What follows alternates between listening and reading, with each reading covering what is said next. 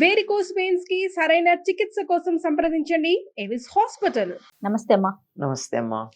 అమ్మా, మనకి పోలీస్ వర్గారోహణ ఉంది. ఈ రోజు యొక్క విశిష్టత ఒక్కసారి. కార్తీక మాసంలో దీపాలు పెట్టడం యొక్క ఫలితం ఏమిటో తెలియచెప్పేది పోలీస్ వర్గానికి వెళ్ళడం. ఈ దీపం పెట్టడం అనేది ఎంతో ప్రాధాన్యం వహిస్తుందమ్మా కార్తీక మాసంలో. ఎందుకంటే ఈ నెల వెన్నెల ఎంత వెలుగులో ఉంటుందో చీకటి అంత దట్టంగా ఉంటుంది. ఎందుకంటే ఈ సమయంలో భూమి సూర్యుడికి చాలా దూరంగా ఉండే కాలం, అందువల్ల చలి ఉంటుంది. అందుకని దీపాలకి ప్రాధాన్యం. మళ్ళీ దీంట్లో ఆధ్యాత్మిక విషయం పక్కకు పెడితే లౌకిక విషయం మాట్లాడుతున్నాను నేను. ఇది దీపానికి ప్రాధాన్యం. పైగా చలిగా ఉంటుందేమో, నువ్వుల నూనెతో వెలిగించినటువంటి దీపం పెట్టినట్టయితే అది ఆరోగ్యానికి మంచిది. ఇదేదో వైద్యులు కూడా అంగీకరించారు. కొలెస్ట్రాల్ ఎక్కువ రాకుండా ఉండడానికి ఆ నువ్వుల నూనెతో దీపం వెలిగిస్తే వచ్చే పొగ పీలిస్తే తగ్గుతుంది అని.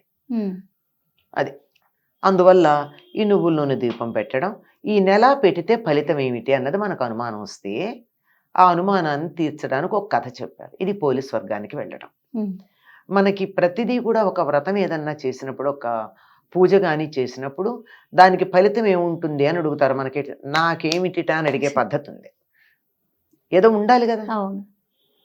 ప్రయోజనం అనుద్దిశ్య నమందోపి వర్తతే. ఒక ప్రయోజనాన్ని ఆశించకుండా ఒక పిచ్చివాడు కూడా ఏమీ చెయ్యడు. కనుక మనం పిచ్చివాళ్ళం కాదు కదా. ఏదో ఒక ప్రయోజనం కావాలి. మీరు నెల దీపం పెడితే ఈ ప్రయోజనం ఉంటుంది అని తెలియజెప్పేటటువంటి ఒక ఇతివృత్తాన్ని ఉదాహరణగా చెప్తారు. అందుకే ప్రతి వ్రతంలోనూ మీకు ఒక వ్రత కథ ఉంటుంది. ఈ కథలన్నీ కూడా ఈ భారతదేశంలో జరిగినవే. అందువల్ల ఒక్కొక్క కథ ఒక్కొక్క ప్రాంతంలో ఉన్నట్టుగా చెప్తారు. ఈ పోలీస్ వర్గానికి వెళ్ళేటటువంటి కథ పూర్తిగా గోదావరి తీరంలో జరిగినటువంటిది. గోదావరిలో స్నానానికి వెళ్ళినట్టే చెప్తారు అందులో. పైగా ఈ కార్తీక మాసంలో దీపాలు పెట్టుకోవడం అన్నది ఒక వర్గానికి ఒక వర్ణానికి చెందిందేం కాదు. అందరూ పెట్టుకోవాలి, అందరూ పెట్టచ్చు. వీళ్ళకి అర్హత ఉంది, వీళ్ళకి అర్హత లేదని కాదు. ఎందుకో అసలు ఇవేమీ తెలియకుండానే ఈ సనాతన ధర్మంలో ఒక సామాజిక వర్గానికి ప్రాధాన్యం ఉంది, ఒక దానికి లేదు అని దుమ్మెత్తుకొస్తూ ఉంటారు. ఇవి చదివితే అర్థమవుతుంది. కరెక్ట్ అమ్మా. ఇవి చదవకుండా హాఫ్ నాలెడ్జ్ అంటే డేంజరస్. అది దాంతో వచ్చేటటువంటి సమస్య. ఇదేమిటంటే ఒక చిన్న కథ చెప్పండి. నేను చాలా క్లుప్తంగా చెప్తాను, అందరికీ తెలిసిన కథే గనక అందులో తెలుసుకోవాల్సిన విషయాలకు ప్రాధాన్యం తప్ప కథకు కాదు. ఒక ఆవిడకి 5 అనుకుంటా కోడళ్ళు ఉంటారు. పై 4 కోడళ్ళు అంటే ఇష్టం, 5వ కోడలంటే ఎందుకో ఇష్టం ఉండదు. ఎందుకంటే జాతి వైరం అమ్మ, స్వభావాలు వేరుగా ఉంటే ఇష్టం ఉండదు అంతే. ఈ అత్తగారికి కార్తీక మాసం వస్తే వాళ్ళు గోదావరికి స్నానానికి వెళుతూ తన పెద్ద కోడళ్ళని తీసుకెళ్లేది, ముందున్న వారిని అందరినీ. ఈ చిన్న కోడళ్ళని రానిచ్చేది కాదు, రావద్దనేది. సో ఈవిడికి కూడా ఉంది కోరిక పాపం.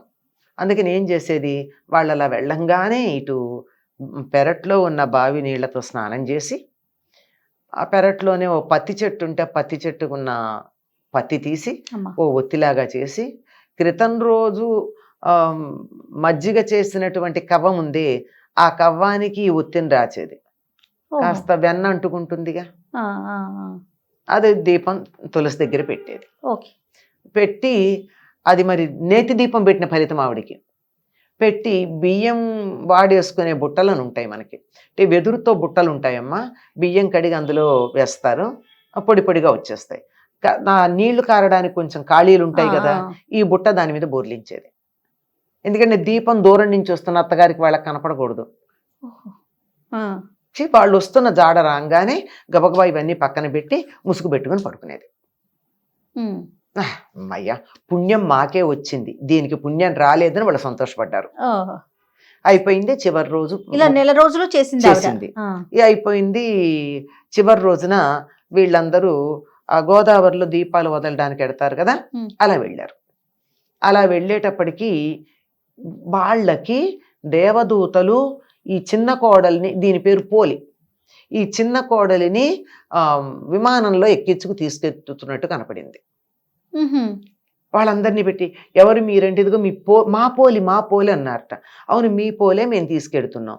ఎందుకు తీసుకెళ్తున్నారు అంటే మేము స్వర్గలోకానికి తీసుకెళ్తున్నాం. ఎందుకు? ప్రతిరోజు దీపం పెట్టినందుకు మమ్మల్ని తీసుకెళ్ళమని కూడా వీళ్ళు అడిగారు. అడిగితే వాళ్ళు కాదన్నారు. వాళ్ళు ఏడిపించాలంటే వాళ్ళకి ఏముంది పెద్ద విషయం. కాస్త కిందగా పెడితే వీళ్ళు పట్టుకున్నారట ఆ పోలిని, వీళ్ళని ఆ విమానాన్ని పట్టుకుంటే దేవదూతలు తోసేశారు. వీళ్ళందరూ నదిలో పడ్డారు. సరే బయటకు వచ్చారు. వచ్చి అదేమి మేము దీపాలు పెట్టాం, మేము కార్తీక స్నానాలు చేసాం, మేము కార్తీక దీపాలు పెట్టాము, అదేం చేయలేదు కదా, ఎందుకు తీసుకెడుతున్నారు అంటే మీరు ఎన్ని చేసినా పుణ్యం మీకే కావాలి, ఇంకొకళ్ళకి పుణ్యం రాకూడదు అని ఒక దుర్బుద్ధితో చేశారు గనక, ఇంకొకరికి పుణ్యం రాకుండా అడ్డుపడ్డారు గనక మీకు స్వర్గంలో అడుగుపెట్టే అధికారం లేదు. మీ మాట కాదనకుండా తనకు అందుబాటులో ఉన్నటువంటి వసతులతో తన దీపం పెట్టుకుంది గనక తనకి మేము తీసుకెడుతున్నామని చెప్పారు. అంటే అర్థం ఏమిటి కథలు? పుణ్యం అన్నది నాకే కావాలి అనేటటువంటి స్వార్థం ఉండకూడదు. పుణ్యం అందరికీ కావాలి, ఇతరులకు కూడా దాన్ని పంచాలి. మన దగ్గర ఉన్న వస్తువే నలుగురికి పంచి వాళ్లతో కలిసి అనుభవిద్దాం అనుకుంటామే, పుణ్యం కూడా ఇతరులకు వస్తే నీకేం నష్టం లేదుగా. ఇప్పుడు ఆ అమ్మాయికి ఆ పోలికి కూడా పుణ్యం వస్తే అత్తకిను తోడుకోడలకి నష్టమేం లేదు, కానీ అసూయ ఇంకోళ్ళకి రాకూడదు. ఇలా ఉన్నటువంటి వాళ్ళు స్వర్గానికి రారు. అంటే ఇందులో మనం నేర్చుకోవాల్సింది ఏమిటి?